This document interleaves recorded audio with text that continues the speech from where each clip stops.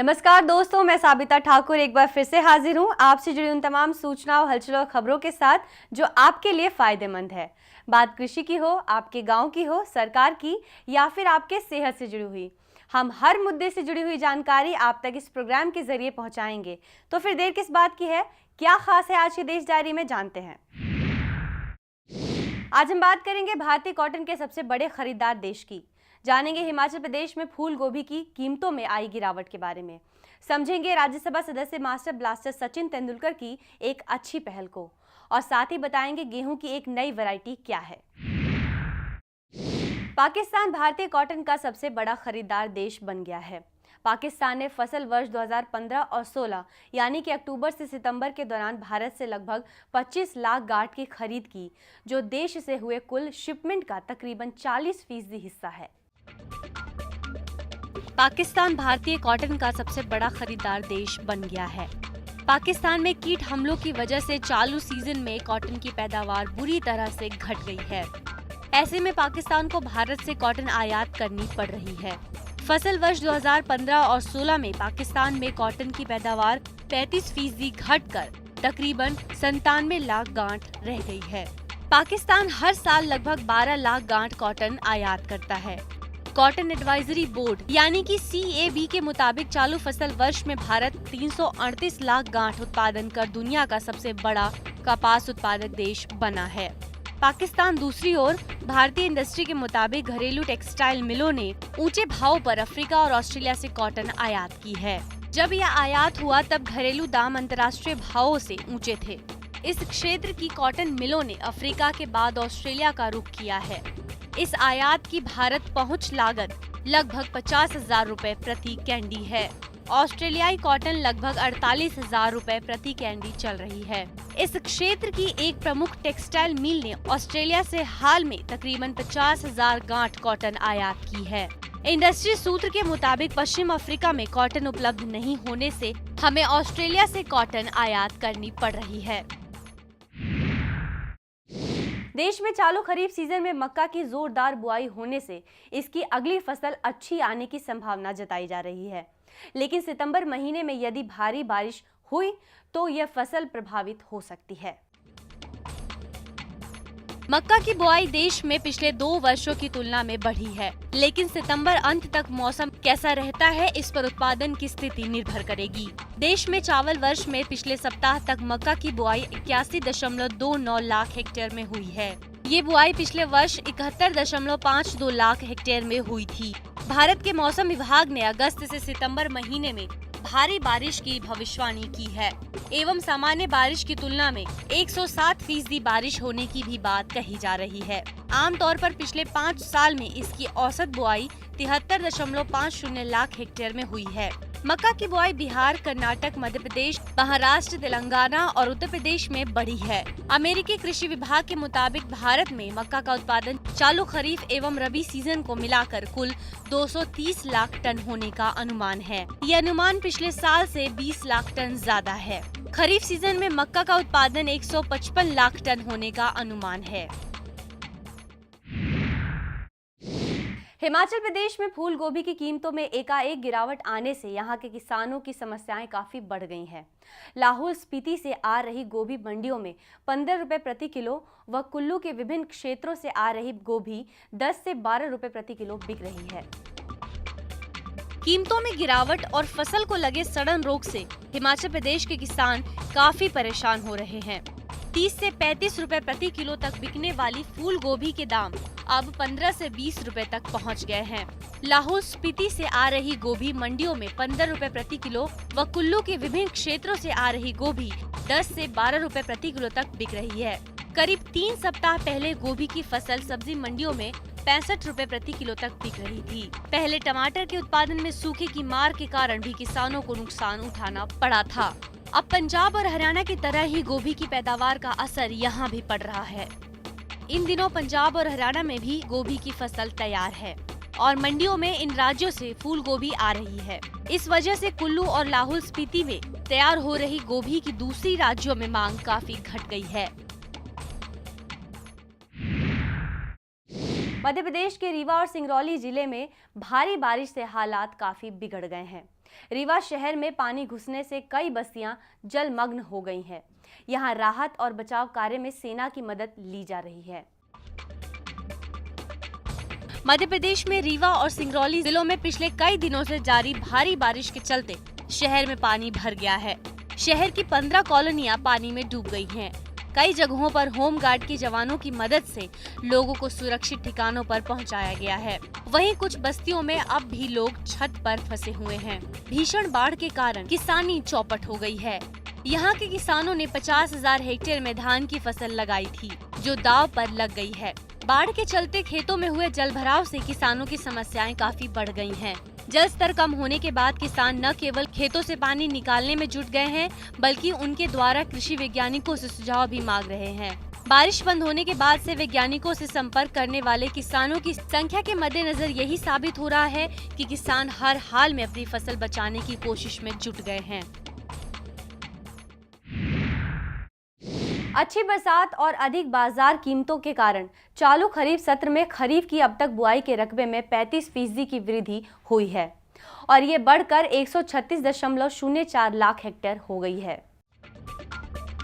पिछले सत्र के समान अवधि में दाल बुआई का रकबा 100.57 लाख हेक्टेयर था, जिससे दलहन का उत्पादन बढ़ने और नई फसल के बाजार में आने के बाद खुदरा कीमतों के कम होने की उम्मीद बढ़ी है। सरकार को दलहन उत्पादन फसल वर्ष 2016 और 17 जुलाई से जून में बढ़कर 2 करोड़ टन होने की उम्मीद है, जो पिछले वर्ष 1,64.7 लाख टन था। धान की बुआई चालू खरीफ सत्र में अभी तक 346.38 लाख हेक्टेयर में की गई है, जो पिछले सत्र में 334.26 लाख हेक्टेयर थी। मोटे अनाज की बुआई का रकबा 180.20 लाख हेक्टेयर है, जो पिछले वर्ष की समान अवधि में 167.69 लाख हेक्टेयर थी। तिलहन की बुआई का रकबा बढ़कर 175.49 लाख हेक्टेयर हो गया, जो पिछले वर्ष की समान अवधि में 168.49 लाख हेक्टेयर था। हालांकि गन्ने की बुआई का रकबा घटकर 45.55 लाख हेक्टेयर हो गया है, जो पहले 49.60 लाख हेक्टेयर था। कपास बुआई का रकबा भी पहले के 110.23 लाख हेक्टेयर से घटकर 101.54 लाख हेक्टेयर रह गया है। जूट बुआई का रकबा पहले की समान अवधि के 7.73 लाख हेक्टेयर के मुकाबले घटकर 7.56 लाख हेक्टेयर हो गया है। मॉनसून सीजन से पहले सिंचित जमीन में सब्जियां उगाने वाले किसानों ने शुरुआती फसल की कटाई शुरू कर दी है, इसलिए थोक मंडियों में आपूर्ति बढ़ी है। इससे इस वर्ष बेहतर उत्पादन के अनुमान से सब्जियों की कीमतें धीरे धीरे घटने लगी है। इस वर्ष बेहतर उत्पादन के अनुमानों से सब्जियों की कीमतें धीरे धीरे घटने लगी है। सरकारी संस्था राष्ट्रीय बागवानी बोर्ड के आंकड़ों के मुताबिक इस महीने दिल्ली में बंद गोभी के दाम 58% कम हुए हैं। फूल गोभी के दाम 45% और बैंगन व टमाटर के दाम 29% कम हुए हैं। मुंबई में प्याज के दाम 14% कम हुई है और वहीं अन्य सब्जियों की कीमतों में भी गिरावट दर्ज की गई है। चेन्नई में इस महीने भिंडी और अन्य बागवानी फसलों की कीमतों में 23.5% की कमी आई है। हैदराबाद और कोलकाता में भी सब्जियां सस्ती हुई हैं। मॉनसून से पहले के सीजन में सिंचित जमीन में सब्जियां उगाने वाले किसानों ने शुरुआती फसल की कटाई शुरू कर दी है, इसलिए थोक मंडियों में आपूर्ति बढ़ी है। फिलहाल वक्त तो चला एक छोटे से ब्रेक का। ब्रेक के बाद बात करेंगे सोयाबीन की कीमतों में आई गिरावट के बारे में।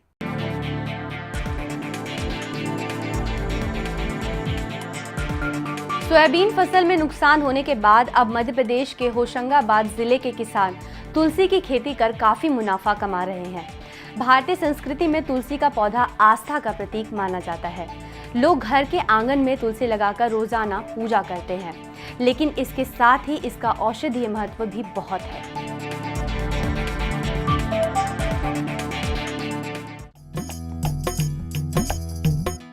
ब्रेक के बाद एक बार फिर से आप सभी का स्वागत है देश डायरी में।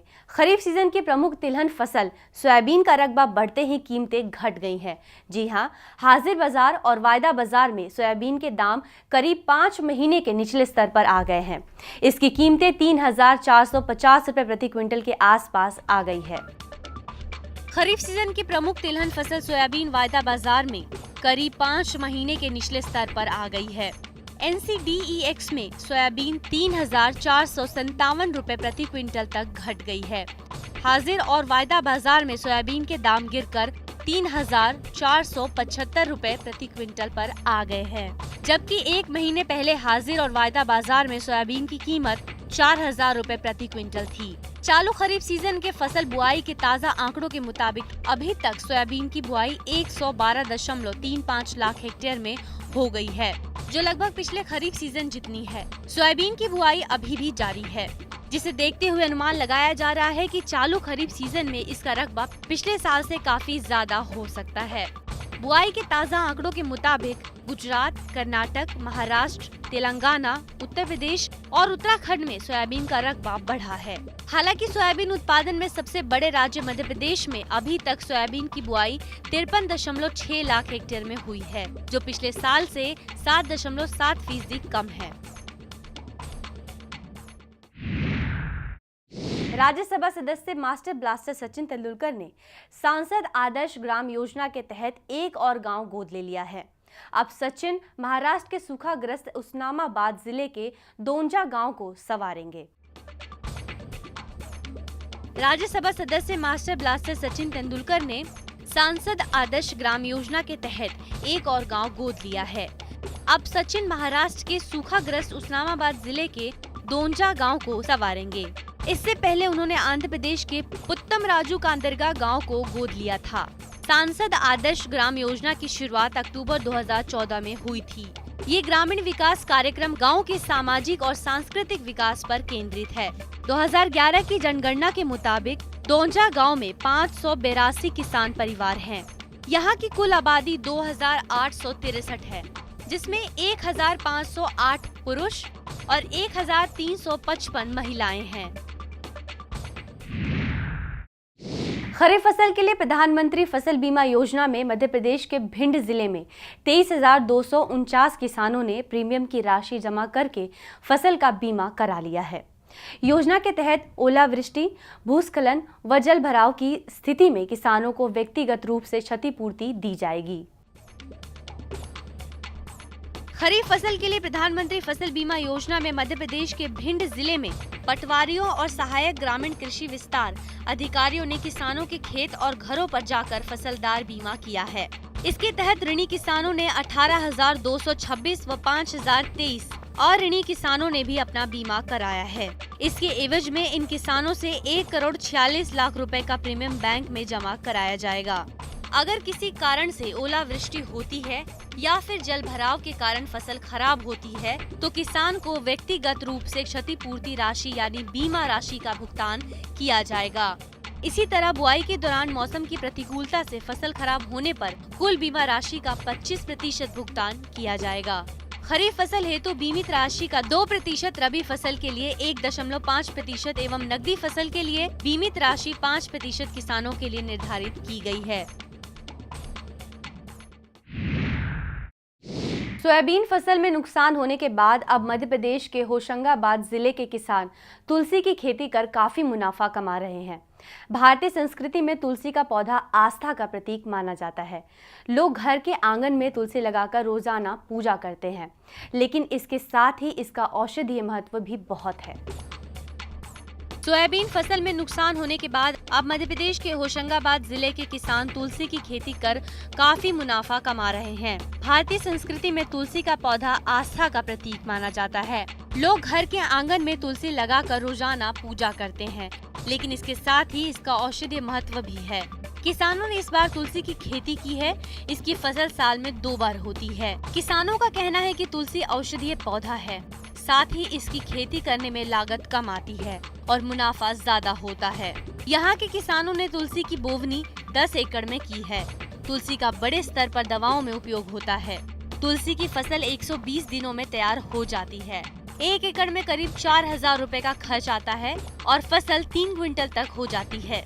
खास बात यह है कि तुलसी के पौधे की जड़, तना, पत्ती, मंजरी भी बिक जाती है, क्योंकि ये पौधा हर लिहाज से उपयोगी होता है। सितंबर से मध्य प्रदेश राज्य का जामताड़ा जिला रंग बिरंगे विदेशी फूलों से गुलजार होने वाला है। सितंबर में रंग बिरंगे फूलों की खेती करने एवं यहाँ के किसानों को एक अच्छा इनकम देने की तैयारी में कृषि विभाग जुट गया है। कृषि विभाग पहली बार 4000 वर्ग मीटर में फूलों की खेती करने जा रहा है। इसके अलावा झारखंड सरकार के साथ महाराष्ट्र की फ्लावर लिंक कंपनी भी जिले में फूलों की खेती के लिए तैयार है। फ्लावर लिंक एजेंसी ने शहर के सर्किल डी स्थित फार्म हाउस में 1 एकड़ भूमि को तैयार करने की शुरुआत कर दी है। फार्म हाउस में जरबेरा के 8000 पौधे, गुलाब के 600 पौधे, ग्लैडियस के 8000 पौधे लगाने की तैयारी है। किसानों को आत्मनिर्भर बनाने के उद्देश्य से विभाग उन्हें जरबेरा व कार्नेशन फूलों की खेती के लिए प्रेरित कर रहा है। फूलों की खेती के लिए जिला के 4 गांवों का चयन भी विभाग के द्वारा ही किया गया है। यहाँ कार्नेशन और जरबेरा के फूलों की खेती की जाएगी। इससे किसानों में भी उत्साह देखा जा रहा है। जल्द ही सलाद की प्लेट की शोभा अब सुर्ख लाल टमाटर बनेगा। मध्य प्रदेश के मुरैना जिले के मिरघान सहित अन्य गांवों में टमाटर का प्लांटेशन कराया गया है। टमाटर की खेती प्लास्टिक सीड पर कराई जा रही है, जिससे किसानों को न केवल अच्छी उपज मिलेगी बल्कि टमाटर का रंग भी अब गहरा लाल होगा। मध्य प्रदेश के मुरैना जिले में मिरघान सहित अन्य गांवों में टमाटर का प्लांटेशन कराया गया है। टमाटर की खेती प्लास्टिक सीड पर कराई जा रही है, जिससे किसानों को न केवल अच्छी उपज मिलेगी बल्कि टमाटर का रंग भी पूरी तरह से लाल होगा। कृषि विभाग ने पॉलिथीन मल्चिंग विधि का प्रशिक्षण किसानों को दिया है। फसल का आंकलन कराने के लिए कुछ स्थानों पर इसकी खेती भी कराई गई है। खेत में पॉलिथीन बिछा उसमें टमाटर के पौधे रोपे गए हैं। इस विधि से किसानों के 1 हेक्टेयर खेत में 300 क्विंटल तक टमाटर की पैदावार हो सकेगी। तो दोस्तों, यहाँ पर रुकते हैं एक छोटे से ब्रेक के लिए। ब्रेक के बाद आपको बताएंगे गेहूं की नई वैरायटी के बारे में।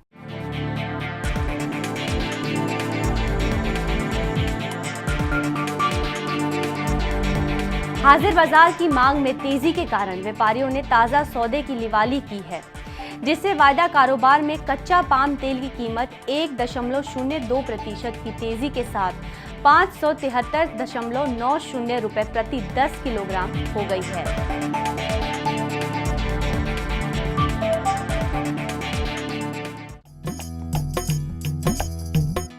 ब्रेक के बाद एक बार फिर से आप सभी का स्वागत है रेस डायरी में। पंजाब कृषि विश्वविद्यालय लुधियाना ने गेहूं की एक नई वैरायटी तैयार की है। पंजाब के कृषि विभाग के डायरेक्टर जसबीर सिंह बैंस की अध्यक्षता में पंजाब वैरायटी अप्रूवल कमेटी द्वारा इन किस्मों को मंजूरी दे दी गई है। चंडीगढ़ पंजाब कृषि विश्वविद्यालय लुधियाना द्वारा विकसित की गई गेहूं और करनौली की नई किस्में जारी कर दी गई है। पंजाब के कृषि विभाग के डायरेक्टर जसबीर सिंह बैंस की अध्यक्षता में पंजाब वैरायटी अप्रूवल कमेटी द्वारा इन किस्मों को मंजूरी दे दी गई है। PBWU 725 गेहूं की नई किस्म में अधिक उपज, बढ़िया दाना की क्षमता है। सामान्य तापमान पर फसल 154 दिनों में पक कर तैयार होगी। इसका झाड़ औसतन 22.9 क्विंटल प्रति एकड़ है, जो कि पहले विकसित की गई गेहूं की किस्मों से लगभग 7.6% अधिक है। PAU की ही करनौली में इसमें तेल की अधिक मात्रा है और उपज 4.46 क्विंटल प्रति एकड़ है। वायदा कारोबार में चीनी की कीमत 0.47% की गिरावट के साथ 3,589 रुपए प्रति क्विंटल हो गई है। NCDEX में चीनी के दिसंबर डिलीवरी वाले अनुबंध की कीमत 17 रुपए अथवा 0.47% की गिरावट के साथ 3,589 रुपए प्रति क्विंटल हो गई है। इसी प्रकार चीनी के अक्टूबर डिलीवरी वाले अनुबंध की कीमत 15 रुपए अथवा 0.42% की गिरावट के साथ 3,574 रुपए प्रति क्विंटल हो गई है। बाजार विश्लेषकों ने वायदा कारोबार में चीनी कीमतों में गिरावट का कारण पर्याप्त स्टॉक होने के मुकाबले हाजिर बाजार में थोक ग्राहकों की कमजोर मांग को बताया है।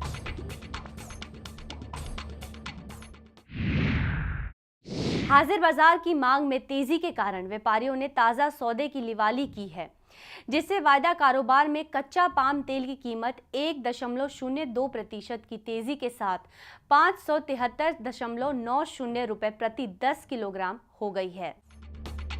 वायदा कारोबार में कच्चा पाम तेल की कीमत 1.02% की तेजी के साथ 563.90 रुपए प्रति 10 किलोग्राम हो गई है। इसके अलावा उत्पादक क्षेत्रों से सीमित आपूर्ति और वैश्विक बाजारों में मजबूती के रुख के कारण भी कच्चा पाम तेल में कीमतों की तेजी को समर्थन प्राप्त हुआ है। MCX में कच्चा पाम तेल के अगस्त डिलीवरी वाले अनुबंध की कीमत 5.80 रुपए अथवा 1.02% की तेजी के साथ 573.90 रुपए प्रति 10 किलोग्राम हो गई है। इसी प्रकार कच्चा पाम तेल के सितंबर डिलीवरी वाले अनुबंध की कीमत 4.40 रुपए अथवा 0.78% की तेजी के साथ 567 रुपए प्रति 10 किलोग्राम हो गई है। सितंबर में मक्का की नई फसल की आवक बनने की संभावना जताई जा रही है, जिससे मौजूदा कीमत में करीब 150 से 200 रुपए प्रति क्विंटल की गिरावट का अनुमान लगाया जा रहा है। कृषि मंत्रालय के अनुसार चालू खरीफ में मक्का की बुआई बढ़कर 82.22 लाख हेक्टेयर में हो गई है, जबकि पिछले साल इस समय तक 72.74 लाख हेक्टेयर में मक्का की बुआई की गई थी। सितंबर महीने में मक्का की नई फसल की आवक बनने की संभावना है, जिससे मौजूदा कीमतों में करीब 150 से 200 रुपए प्रति क्विंटल की गिरावट का अनुमान लगाया जा रहा है। इस समय मक्का के भाव दिल्ली में 1550 रुपए, निजामाबाद में 1650 से 1700 रुपए और गुलाबबाग मंडी में 1450 से 1550 रुपए प्रति क्विंटल है। कृषि मंत्रालय के अनुसार चालू खरीफ में मक्का की बुआई 82.22 लाख हेक्टेयर में हो गई है, जबकि पिछले साल इस समय तक 72.74 लाख हेक्टेयर में मक्का की बुआई हुई थी। खरीफ में प्रमुख उत्पादक राज्य मध्य प्रदेश में मक्का की बुआई 12.59 लाख हेक्टेयर में हो गई है, जबकि पिछले वर्ष इस समय तक 10.89 लाख हेक्टेयर में बुआई हुई थी। कर्नाटक में चालू खरीफ सीजन में बुआई बढ़कर 12.18 लाख हेक्टेयर में है। महाराष्ट्र में 9.09 लाख हेक्टेयर में, राजस्थान में 9.62 लाख हेक्टेयर में बुआई हो गई है। खादी एवं ग्राम उद्योग आयोग KVIC ने सूती धागा की कताई करने वालों की मजदूरी 4 रुपए से बढ़ाकर 5.5 रुपए प्रति लच्छा कर दी है। खादी एवं ग्रामोदय आयोग KVIC ने सूती धागा की कताई करने वालों की मजदूरी 4 रुपए से बढ़ाकर 5.5 रुपए प्रति लच्छा कर दी है। कपड़ा क्षेत्र में लच्छा का मतलब धागे के एक गुच्छे से होता है, जो कि गोल घेरे के आकार का होता है। आयोग के चेयरमैन VK सक्सेना ने कहा है कि आयोग ने सूत काटने वाले स्पिनर्स का मेहनताना 4 रुपए प्रति लच्छे से करीब 37.5% बढ़ाकर 5.5 रुपए प्रति लच्छा कर दिया है। गंगा नदी में उफान से तटवर्ती क्षेत्रों के गंगा की तरी व किनारे बुआई की गई सैकड़ों एकड़ धान की फसलें व सब्जियां बर्बाद हो गई हैं। गंगा नदी में उफान से तटवर्ती क्षेत्रों के गंगा की तरी व किनारे बुआई की गई सैकड़ों एकड़ धान की फसलें, सब्जियां व अरहर पानी में डूबकर बर्बाद हो गई है और खेत में बोए गए पशुओं के चारे भी डूबकर बर्बाद हो गए हैं। इससे पशुओं के चारे की विकट समस्या उत्पन्न हो रही है। तो दोस्तों, आज की देश डायरी में बस इतना ही। हम फिर मिलेंगे कुछ और नई जानकारियों और सूचनाओं के साथ। तब तक के लिए कृषि से जुड़ी तमाम हलचलों के लिए आप देखते रहिए ग्रीन टीवी और मुझे दीजिए इजाजत। नमस्कार।